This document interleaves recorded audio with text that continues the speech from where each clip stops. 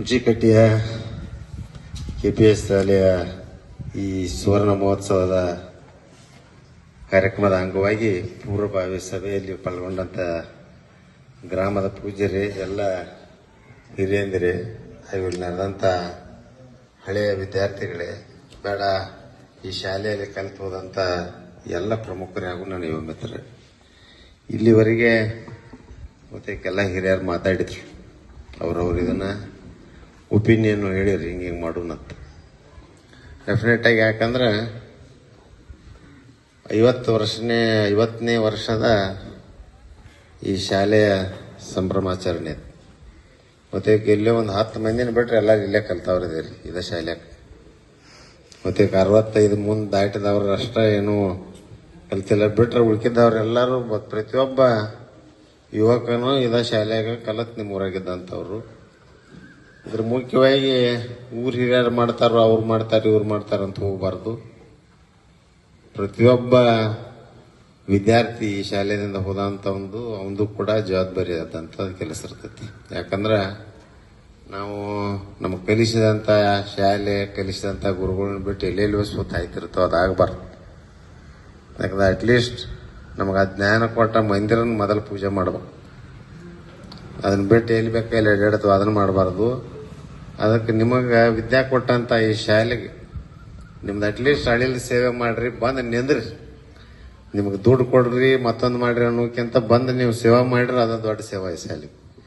ಅದಕ್ಕೆ ಆ ನಿಟ್ಟಿನಲ್ಲಿ ಪ್ರತಿಯೊಬ್ಬ ವಿದ್ಯಾರ್ಥಿಗಳನ್ನ ಹಿಡ್ಕೊಂಡು ಬೇಡ ಹೇಳಿದ್ರಿ, ನೌಕರಿ ಮಾಡತ್ತಾರು, ಮತ್ತೊಂದು ಮಾಡ್ತಿರ್ತಾರು, ಮತ್ತೊಂದು ಮಗದೊಂದು ಮಾಡ್ತಿರ್ತಾರು, ಬಂದು ಸ್ವಲ್ಪ ಇನ್ವಾಲ್ವ್ ಆಗಿ ಮಾಡಿರ ಇದೇನು ಹುಂಚಕಟ್ಟಿಗೆ ಏನು ದೊಡ್ಡ ಕೆಲಸ ಅಲ್ಲ, ಕಾರ್ಯಕ್ರಮನೂ ಅಲ್ಲ.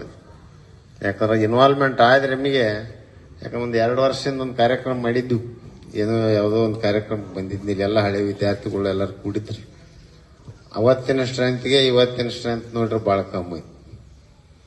ಅದು ಇರಲಿ, ಬೇಡ ಬೇರೆ ಬೇರೆ ಕಡೆಯಿಂದ ಎಲ್ಲ ಕಡೆ ಇದ್ರು ಅಂದು ಬಂದು ಇನ್ವಾಲ್ವ್ ಆಗಿದ್ರು, ಅವ್ರನ್ನೂ ಕೂಡ ಎಲ್ಲರನ್ನೂ ಆಹ್ವಾನ ಮಾಡ್ರಿ. ಅವರಿಗೆ ಅಂದ್ರೆ ಅವ್ರನ್ನ ಇನ್ವಾಲ್ವ್ ಮಾಡ್ಕೊಂಡು ಮಾಡಿದ್ರೆ ನಿಮಗೆ ಕಾರ್ಯಕ್ರಮನೂ ಒಳ್ಳೆ ರೀತಿಯಿಂದ ಆಗ್ತೈತಿ. ಅದರ ಜೊತೆ ನಿಮ್ಗೆ ಫಂಡ್ಸು ಮೊಬಿಲೈಸ್ ಆಗ್ತೈತಿ. ಅದು ಒಂದೇ ಅಲ್ಲ, ಮತ್ತೆ ಈ ಶಾಲೆಗೆ ಪ್ರಾರಂಭದಿಂದ ಇಲ್ಲಿ ಮಠ ನಿಮಗೆ ಕಲಿಸಿದಂಥ ಗುರುಗಳು ಯಾರು ಜೀವಂತ ಅದಾರೆ ಎಲ್ಲರನ್ನೂ ಕರೋದು ಗೌರವ ಕೊಡುವಂಥ ಅದೊಂದು ಕೆಲಸ ಮಾಡ್ರಿ ಮೊದಲು. ಆಮೇಲೆ ಬಹುತೇಕ ಇಂಡೈರೆಕ್ಟ್ ಆಗಿ ಕಲಿಸಿದವ್ರ ಅಂತಲ್ಲ, ಕಲಿಸಿದಂಥವ್ರು ಈ ಶಾಲೆಗೆ ಬಹಳಷ್ಟು ಮಂದಿ ಇರ್ತಾರೆ, ಹಿಂದೆ ನಿಂತು ಸಪೋರ್ಟ್ ಮಾಡಿ ಈ ಮಟ್ಟಕ್ಕೆ ಬರ್ತಾರ ಅಂಥವ್ರನ್ನೂ ಕೂಡ ಗೌರವಿಸುವಂಥ ಕೆಲಸ ಆಗಬೇಕು. ಬರೀ ಟೀಚರ್ಸ್ ಅಥವಾ ಇವ್ರನ್ನಂತ ಅಲ್ಲ, ಮತ್ತು ಅವ್ರನ್ನ ಕರೆದು ಒಂದು ಓಲ್ಡ್ ಬಾಯ್ಸ್ ಎಲ್ಲರನ್ನೂ ಕರೀರಿ. ಈ ವಿದ್ಯಾರ್ಥಿಗಳು ನಿಮ್ಗೆ ಒಳ್ಳೆಯ ಸಲಹೆ ಸಿಗೋದ ಅಲ್ಲೇ ಹೊರಗಿರ್ತಾರೆ, ಎಲ್ಲೆಲ್ಲಿ ಅವ್ರನ್ನೊಂದು ಪ್ರಿಲಿಮಿನರಿ ಮೀಟಿಂಗ್ ಮಾಡಿದ್ರೆ ನಮಗೆ ಅವ್ರದ್ದು ಒಪಿನಿಯನ್ ಕೊಡ್ತಾರೆ. ಎಲ್ಲರೂ ಏನು ಮಾಡಬೇಕು, ಏನು ಮಾಡಬಾರ್ದು ಅಂತ, ಯಾವನು ಏನೇನದು ಏನು ಸಾಧ್ಯಕೈತಿ ಎಲ್ಲ ತಗೊಂಡು ಮಾಡಿದ್ರೆ ನಮಗೆ ಒಂದು ಒಳ್ಳೆಯ ಕಾರ್ಯಕ್ರಮ ಆಕೈತಿ. ಅದ್ರ ಜೊತೆ ಏನಾಗತ್ತಂದ್ರೆ ಬಹುತೇಕ ಹೊರಗಿನವ್ರು ಎಲ್ಲರೂ ಬಂದಿದ್ರಿಂದ ಕಾರ್ಯಕ್ರಮ ಒಳ್ಳೆ ರೀತಿ ಮಾಡಿದ್ರೆ ಕ್ರೆಡಿಟ್ ನಿಮ್ಮ ಊರಿಗೆ ಬರ್ತೈತಿ. ಸ್ವಲ್ಪ ಅಸ್ತವ್ಯಸ್ತ ಆಯ್ತು,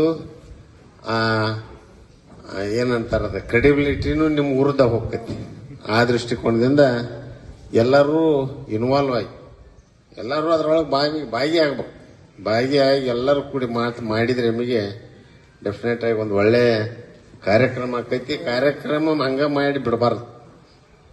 ಈ ಮಂತ್ರಿನ ಕರೆಸ್ತವು, ಮತ್ತೊಬ್ಬನ ಕರೆಸ್ತವು, ಮಗದವನ್ ಕರೆಸ್ತವ ಅಂದ್ರೆ ಗುಂಡ್ರಿ ಮಾಲ ಶಾಲೆ ಹಣ್ಣಿನ ಬುಟ್ಟಿ ಕಳಿಸಬಾರ್ದು. ಏನಾರು ಒಂದು ತಗೋಬೇಕು ಬಂದಾಗಿಲ್ಲಿ, ಹಂಗ ಕೊಂಡು ಕಳ್ಸೋದಲ್ಲ.